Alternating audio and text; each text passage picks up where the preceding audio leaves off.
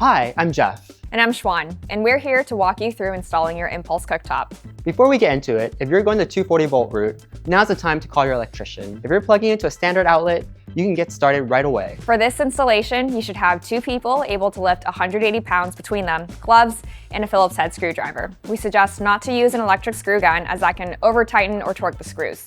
Before you unbox your cooktop, check that your cutout has the correct dimensions referenced in the installation guide.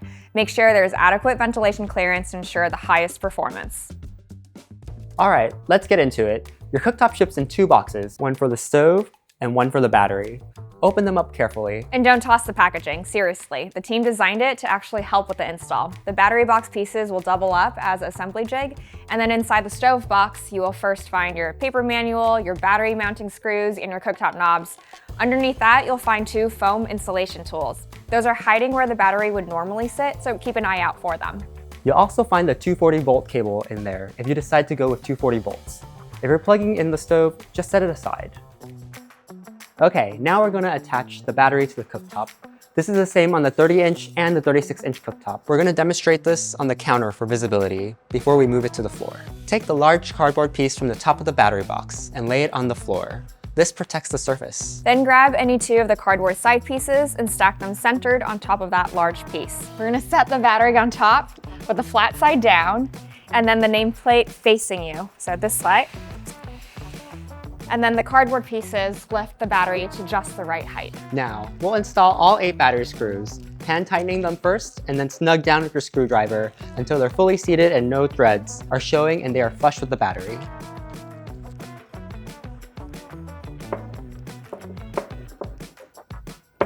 All right, quick check here. Look at both the battery and the bottom of the cooktop and make sure there's nothing sitting on either surface.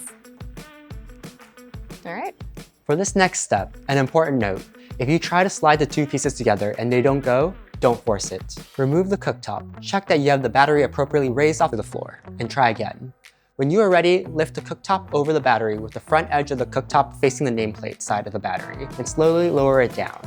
You want the edges to line up and the cooktop resting flat with a minimal gap. And any gap you do see should be consistent all the way through. Once it's seated, hold the front of the battery steady and slide the back of the cooktop towards you until the connector engages and the battery face is flush with the lower half of the cooktop. Then grab your retention screw, the longer one, and thread it in by hand first. Then tighten it down with your screwdriver. This is what locks everything together.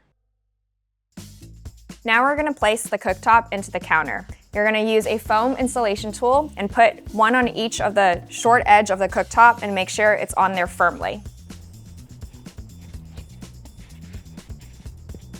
A quick note, there's a foam gasket under the countertop that can tear, so check that it's not pinched or bunched before you lower it in. With 2 people in gloves, lift the cooktop and position it above the cutout at an angle so that each corner is supported. And then you're going to feed the power cord into the cutout first. You don't want to trap it. Rotate the cooktop until it fits in the cutout, then slowly lower it until the foam tools are resting on the countertop surface. Now you're going to carefully grip the far edge of the foam tool one at a time and rotate it away from the cooktop. That lets the edge settle down onto the counter. Do the same on the other side, one at a time. Keep your fingers clear of the edges.